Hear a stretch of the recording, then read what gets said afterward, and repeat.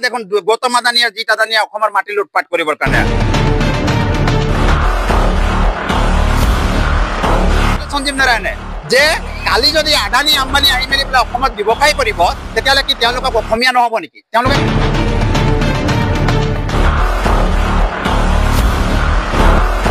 শিল্পী আছিলে অমৃত প্ৰভা, এইটো অমৃত প্ৰভা নহয়, এইটো বি প্ৰভা।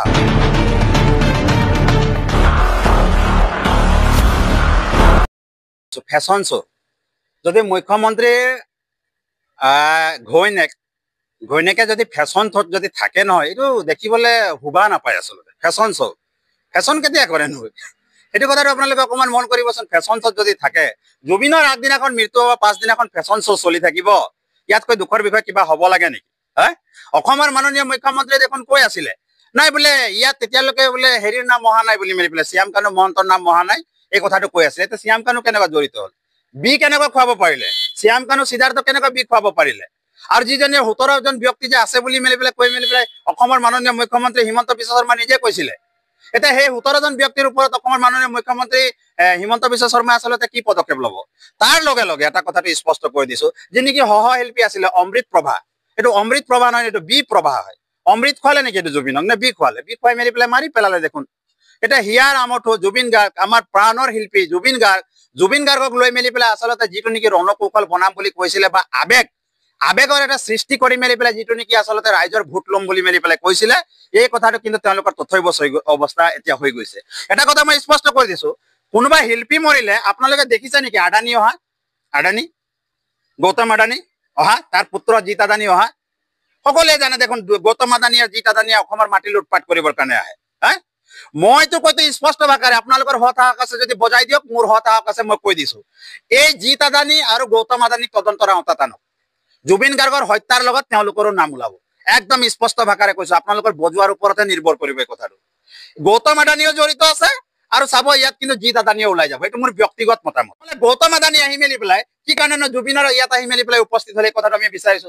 যে নেকি অসমত 53,000ৰো অধিক বিঘা মাটি লৈছে, আৰু অসমৰ আদিবাসী লোকক অসমীয়া ৰাইজক আচলতে ভৰিত গছকি মেলি পেলাই ৰাখিছে, ইয়াতকৈ আৰু দুখৰ বিষয় হ'ব পাৰে নেকি? চেনেল আছে নহয়, চেনেলৰ যিজন স্বত্বাধিকাৰ আছে নহয়, এই সঞ্জীৱ নাৰায়ণ, তেখেতকো আনক। কাৰণ সঞ্জীৱ নাৰায়ণে এটা কথা স্পষ্ট কৰিছিলে বাইটত, এই কথাটো কৈছিলে সঞ্জীৱ নাৰায়ণে, যে কালি যদি আদানী আম্বানী আহি মেলি পেলাই অসমত ব্যৱসায় কৰিব তেতিয়াহ'লে কি তেওঁলোকক অসমীয়া নহ'ব নেকি? তেওঁলোকে কেনেকুৱা অসমীয়া হ'ব, এই কথাটো বুজাকচোন। কালি আহিব আৰু কালি অসমীয়া হৈ যাব নেকি? তাৰ মানে কথাটো কি? আৰু ষ্টেজত আমি দেখিছো নহয়, শ্যাম কানু মহন্তকো দেখিছো, আৰু আপোনাৰ এইটো কি কয় সঞ্জীৱ নাৰায়ণকো আমি দেখিছো মদ খাই মেলি পেলাই কেনেকুৱা ধৰণৰ উদ্ভণ্ডালি। গুৱাহাটীত এইবিলাক কোনে দেখা নাই? গোটেইখিনি দেখিছে। সেইকাৰণে এতিয়া এই CID PID CBI TBI ৰাইজে বাদ দিলে, বিজেপি CJP চব বাদ দিলে ৰাইজে। এতিয়া ৰাইজেই ৰজা, একদম চিধা চিধি কথা। এতিয়া ৰাইজে কাক ৰজা পাতিব 2026ত, সেইটো আপোনালোকে কেলকুলেশ্যন কৰি লওক। এতিয়া ইয়াৰ পৰাই আপোনালোকে স্পষ্ট ভাষাৰে কিন্তু আপোনালোকক অৱগত কৰি দিছো। চাওক, অভিযুক্তকাৰী বিলাক যদি জেলৰ ভিতৰত থাকে তেতিয়াহ'লে জেলৰ ভিতৰত থাকক, কিন্তু যেতিয়া মুকলি আহিব তেতিয়াতো আমাৰ হাতত, ৰাইজৰ হাতত কি হ'ব এইটোতো আপোনালোকে গম পাইছে। এটা কথাটো মই স্পষ্ট কৈছো, অসম পুলিচৰ যিটো নেকি বন্দুক বিলাক যিবিলাক আছে, জাম লাগি আছে, AK-47 যিবিলাক আছে জাম লাগি আছে, ৰাইফল যিটো আছে জাম লাগি আছে, জামটো লাগি আছে, সেইবিলাক ক্লিয়াৰ কৰি দিব লাগে না। দুটা এটা ফুটালেহে তেতিয়া গম পাব। অগণতান্ত্ৰিক কৰক, তেতিয়া গণতন্ত্ৰ অসমত আহিব। চিধা চিধি কথা, যদি পাৰে বজাই দিয়ক। অগণতান্ত্ৰিক পন্থা অৱলম্বন কৰক, চৰকাৰ দৌৰি আহিব, আৰু গণতন্ত্ৰ কাক বোলে বুজাই মেলি পেলাই যাব। আৰু যদি তাত যদি তেওঁলোকৰ মৃত্যু নহয় তেতিয়াহ'লে আমাৰ ৰাইজৰ হাততো ডেফিনেটলি, এইটোতো চিধা চিধি কথা, তেওঁলোকেতো আমাৰ হাততে মৰিব। এইটোতো চিধা চিধি কথা নাই, এইটো মোৰ ব্যক্তিগত মতামত দেই, এইটো আপোনাৰ মোৰ ৰাজনৈতিক দললৈ টানি নল'ব, এইটো মোৰ ব্যক্তিগত মত। এজ মই অমিত নাগ হিচাপত এইটো কথাটো কৈছো। হত্যা কৰিছে, প্ৰমাণ হৈ গ'ল, 103 লাগি গ'ল, আৰু তাত কি প্ৰমাণ দিব লাগে অসমৰ মাননীয় মুখ্যমন্ত্ৰী হিমন্ত বিশ্ব শৰ্মা ডাঙৰীয়া? কি প্ৰমাণ দিব লাগিব CID তাত?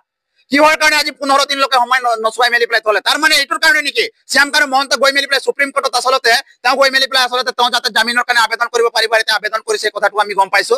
আৰু কিহৰ কাৰণে কৈছে অসমৰ মাননীয় মুখ্যমন্ত্ৰী যে সকলোৱে গৈ মেলি পেলাই সুপ্ৰিম কোৰ্টত বোলে আপিল কৰিব পাৰে? তো আপিল কৰিবৰ কাৰণে কোনে সময় দিছিলে? অসমৰ মাননীয় মুখ্যমন্ত্ৰী হিমন্ত বিশ্ব শৰ্মা ডাঙৰীয়াই আচলতে আপিল কৰিবৰ কাৰণে সময় দিছিলে। কিহৰ কাৰণে দিয়া হ'ল? ঘনিষ্ঠতা আছে, তেওঁলোকৰ লগত ফটো ওলাইছে, তেওঁলোকৰ লগত গোটেইখিনি কথা আমি দেখিবলৈ পাইছো। অসমৰ মাননীয় মুখ্যমন্ত্ৰী এই টুলুঙা মন্তব্য আৰু এই বুৰ্বক বনোৱা, লোহাৰ টুপি বনোৱা কি কাৰবাৰ কিন্তু আমাৰ লগত নকৰিব।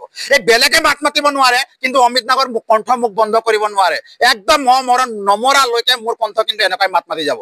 একদম চিধা চিধি কথা সেইকাৰণে এবাৰ ৰাইজে গম পাই গ'ল আৰু বিজেপি হটাও আপোনাৰ জীৱন বচাও নহলে বিজেপিৰ লগত এই অহা 5 বছৰ কালত গোটেই ৰাইজ অসমৰ 3,30,00,000 যিমান মানুহ আছে একদম চাপা হৈ যাব মৰি যাব আৰু মৰি যাবলৈ যদি নাই তেতিয়াহ'লে নিজৰ পন্থা নিজে অৱলম্বন কৰক আৰু চিধা চিধি